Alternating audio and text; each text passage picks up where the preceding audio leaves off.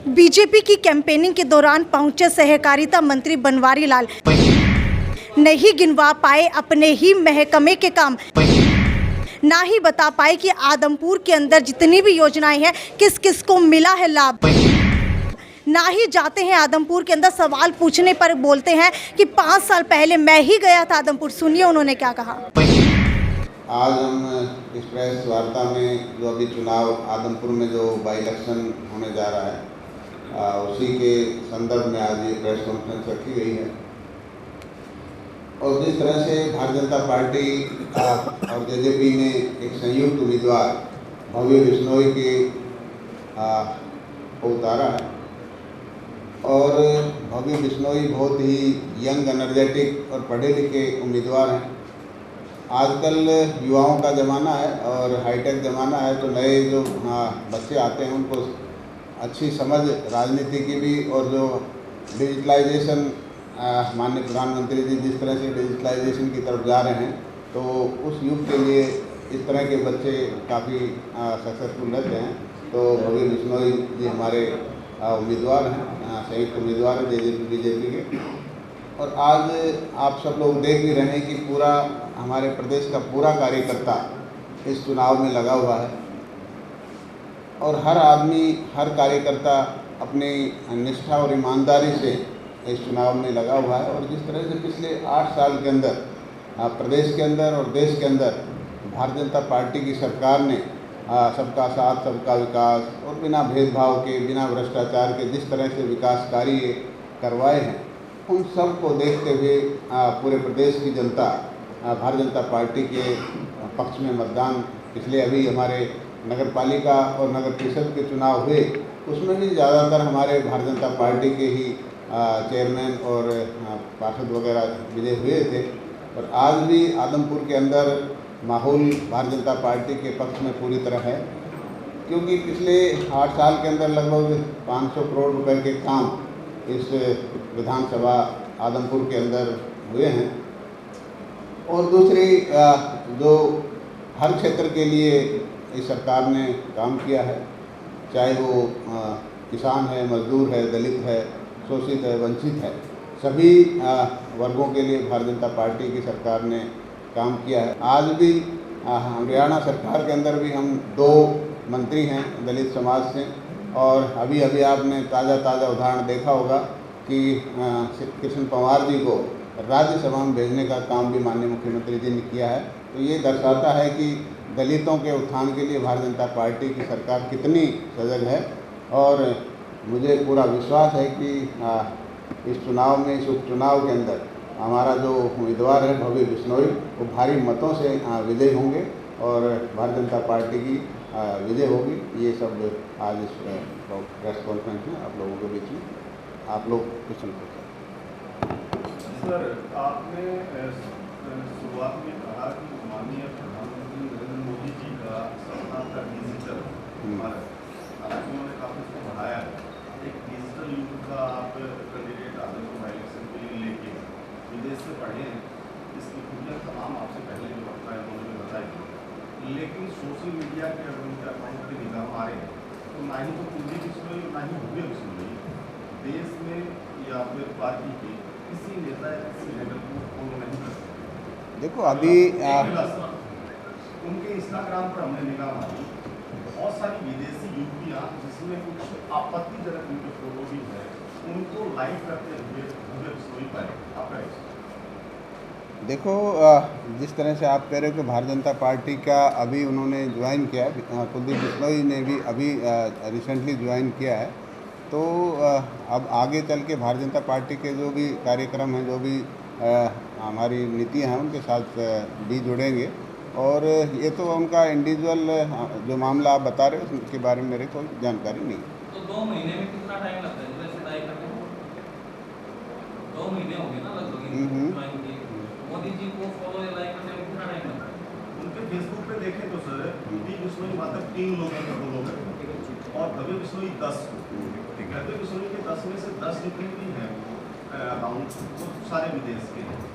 चलो ये तो कई बार ऐसा होता है कि ये फेसबुक है या ट्विटर है या इंस्टाग्राम है, कई लोग इसमें नहीं होते, कई ज़्यादा इंटरेस्ट लेते हैं, तो इसमें तो इंडिविजुअल वो है, इसमें कोई ऐसी खास बात नहीं। वेरीफाइड है और उनके पास माननीय प्रधानमंत्री या फिर भारतीय जनता पार्टी के तमाम वरिष्ठ जो नेता हैं उनको लाइक और फॉलो करने का वक्त नहीं मिला, लेकिन इसी दौरान वो मैंने बताया कि विदेश की ऐसी कुछ महिलाएं जिनमें बहुत आपत्तिजनक उनकी फोटो है, प्रोफेशन उनका जिक्र मैं क्या करूँ क्या है उनका, उनको फोटो को भी लाइक करते होता है, वक्त तो है उनके पास, इंटरेस्ट भी, लेकिन इंटरेस्ट देखो अब ये इंडिविजुअल बात नहीं करें तो अच्छा है। नहीं, सार्वजनिक पटल पे है सर, वो कैंडिडेट चुनाव में है, ये निजी तो नहीं हो सकती, उनके अपने व्यक्तिगत जो आचार व्यवहार है वो कहीं ना कहीं संदेश तो देगा पार्टी के लिए भी और उनके अपने मतदान में। चलो इस बारे में देखो मेरे कोई ज्ञान नहीं है, तो मैं इसमें कोई टिप्पणी नहीं करना चाहता। तो आपने कितनी योजनाएं गिनवाई सर, आप ये हो गया वो हो गया, आप आदमपुर के बारे में बताइए कि कितनी योजनाओं का लाभ कितने लोगों को? देखो अभी मैंने बताया लगभग जो मेरे को बताया गया कि 500 करोड़ रुपए के काम विधानसभा के अंदर। देखो सभी, चाहे वो सड़क का महकमा हो, चाहे बिजली का हो, चाहे शिक्षा का हो, चाहे स्वास्थ्य का हो, सभी विभागों के ये कलेक्टिव बताया मैंने। और पूरे प्रदेश के अंदर आप देख रहे हो कि माननीय मुख्यमंत्री जी किसी से भेदभाव नहीं करते, और चाहे वो करनाल हो, चाहे बावल हो, चाहे आदमपुर हो, सभी जगह वो बराबर विकास करवाते हैं। तो जो कुलदीप जी कह रहे हैं कि यहाँ का इसलिए आया हूँ कि विकास हो जाएगा, इसका मतलब कोई विकास हुआ नहीं, बताइए आप भी। देखो विकास, आप कह रहे हैं कि सबका साथ सबका विकास, तो अब आप आके चुनाव में रिलीज करें 500 करोड़ को। नहीं, ये ऑनगोइंग बजट है, मैं आज के लिए नहीं कह रहा, आज घोषणा कर रहे हैं, ये चल रहा है काम, इतने करोड़ का काम चल रहा है, कुछ हो गया। हाँ जी, हल्के में पहुँच गए हैं आप? नहीं, मैं पहले बहुत घूमा, मैं सरसा का चेयरमैन रहा हूँ, मैं ना हिसार का चेयरमैन। हाँ जी, सड़कों का हाल तो बताइए। सड़कों का हाल आज तो मैं नहीं गया हूँ, लेकिन पहले मैं आता रहा हूँ, हिसार का मैं चेयरमैन रहा हूँ, तो मेरे को पता है। वर्तमान का हाल ये है सर, पूरे आदमपुर विधानसभा क्षेत्र के जितने भी गाँव हैं, अगर उनमें से कोई 2 सड़कों की ऐसी दूरी जो 5 से 7 किलोमीटर पहले वो बिना पूरी हो, तो ये कोई समाप्त। चलो इस पर मैंने कहा कि भाई ऑनगोइंग है, और मान लो बरसात की वजह से या कोई और कारण की वजह से सड़कें टूटती भी रहती हैं, बनती भी रहती हैं, ऐसा नहीं है। कई बार मैं देखता हूँ कि जैसे बरसात हुई, आप जैसे लोग जाके फ़ोटो खींच लेते हो जी पानी भर गया, लेकिन वो शॉर्ट टाइम के लिए होता है, घंटे 2 घंटे में खाली हो जाता है। इसी तरह सड़कों का है, हो सकता है बरसात में टूटी हो, बाद में बढ़ जाएगी। मंत्री जी आपने जिक्र किया है कि हम 2 दलित मिनिस्टर हैं हरियाणा गवर्नमेंट में जो रिप्रेजेंट करते हैं दलितों को। आपके डिपार्टमेंट की कोई ऐसी अचीवमेंट जिससे दलितों के जीवन में सुधार हुआ, वो बताएं। अभी मैंने बताया कि एक तो ये जो हमारा मुख्यमंत्री विवाह सुगन योजना, डॉक्टर भीमराव अंबेडकर पुनर्वास योजना, या SC/ST एट्रोसिटीज़ में उनका कंपनसेशन की योजना, लाइब्रेरी की योजना, हॉस्टल की योजना, ये काफ़ी योजनाएं हैं। और जिस अंत्योदय जो मुख्यमंत्री अंत्योदय परिवार उत्थान योजना जो चल रही है, इसके तहत जितने भी हमारे जो दलित हैं जिनकी आय 1,80,000 से कम है, उन लोगों को जो हमारी योजना है उनके साथ जोड़कर उनको लाभ दिया जा रहा है, उनको ऊपर उठाने का काम किया जा रहा है। कितने लाभार्थी ऐसे हैं सर जिनको इन योजनाओं से फायदा मिला है? देखो एग्जैक्ट तो मैं नहीं बता सकता, लेकिन काफ़ी हैं। और अब हम जो पहले की दिक्कतें ये थी कि जो हाथ से काम होता था तो उसमें दिक्कतें आती थी, लेकिन जब से माननीय मुख्यमंत्री जी ने भ्रष्टाचार को कम करने के लिए ये ऑनलाइन की जितनी भी सुविधाएं दी हैं, उससे काफ़ी राहत मिली है। आपको भी पता है कि पहले मान लो पेंशन किसी को मिलती थी, अगर 100 रुपये मिलती थी, उसको कितनी पहुंचती थी तो आपको भी पता है। लेकिन आज अगर मान लो किसी को 100 रुपये मिलती है तो उसको सीधा खाते में 100 रुपये ही जाएगा। तो ये भ्रष्टाचार कम करने का जो काम माननीय मुख्यमंत्री जी ने किया। इसी तरह जो भी स्टाइफंड है या जो भी और सुविधाएँ हैं, वो सब डायरेक्ट खाते में जाती हैं।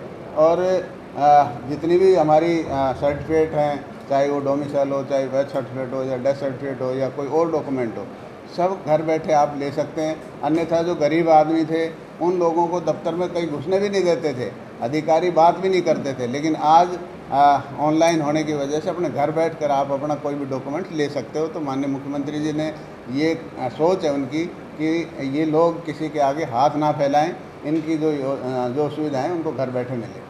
गठबंधन में आपके सहयोगी जेजेपी है सर, अब तक उनके तमाम नेता कार्यकर्ता यहाँ दिखाई नहीं दिए।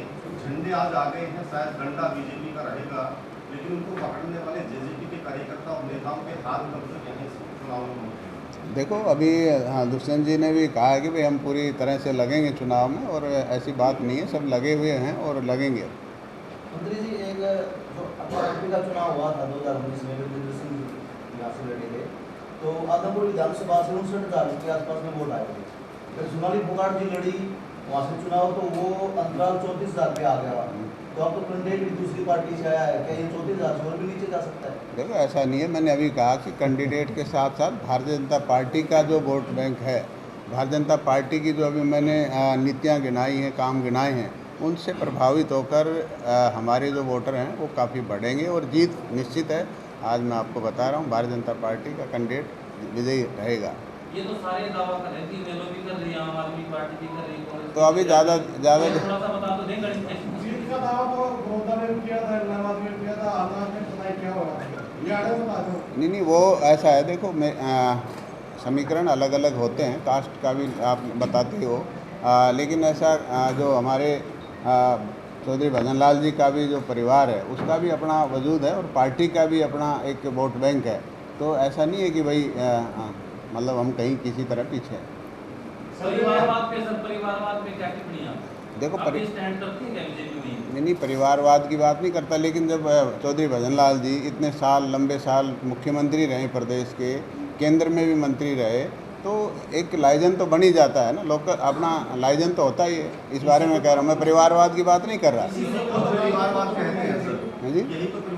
नहीं, परिवारवाद की बात नहीं कर रहा मैं। भाई आपने किस काम करवाया तो उसके साथ जुड़ते तो आपका कोई किसी आपकी पार्टी तो घेरती है ना कांग्रेस को, परिवारवाद नहीं, तो परिवारवाद का थोड़ी ना कह रहा हूँ मैं, तो ये कह रहा हूँ कि भाई उनने जो काम करवाया, किसी को नौकरी लगवाया, किसी के कोई काम करवाया, तो आदमी के लाइजन तो बन ही जाते हैं ना। उन्होंने नौकरी लगवाया, इसका मतलब वो भ्रष्टाचार करते थे, क्योंकि योग्यता के आधार पर नौकरियां होती तो वो नौकरी नहीं लगवा पाते। नहीं, तो वो तो पहले की सरकारों में तो ऐसे ही होता था, लेकिन ये तो माननीय मुख्यमंत्री जी ने जो योग्यता के आधार पर नौकरियां की हैं, इंटरव्यू को जो खत्म किया करते हैं, उनका बीजेपी स्वागत करती है, उनको परिवारवाद। नहीं, अब ये तो पहले की सरकारों में तो ऐसा ही होता था, कोई इंटरव्यू वगैरह अभी माननीय मुख्यमंत्री जी ने ख़त्म किए हैं।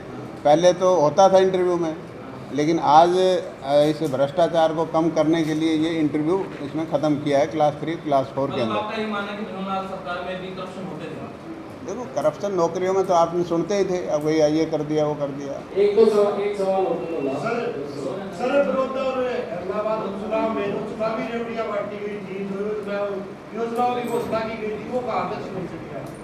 कुछ एक जो योजनाएं हैं, कुछ एक प्रोजेक्ट ऐसे होते हैं, माननीय मुख्यमंत्री जी या कोई मंत्री गया और वो घोषणा कर देता है, लेकिन कई चीज़ ऐसे फिजिबल नहीं हो पाती, कहीं ज़मीन अवेलेबल नहीं है, कोई और चीज़ जब तक फिजिबल नहीं हो वो सिरे नहीं चढ़ती। अगर विजिबल है तब भी क्यों नहीं हो रही? हाँ जी, विजिबल है तब भी क्यों नहीं हो रही?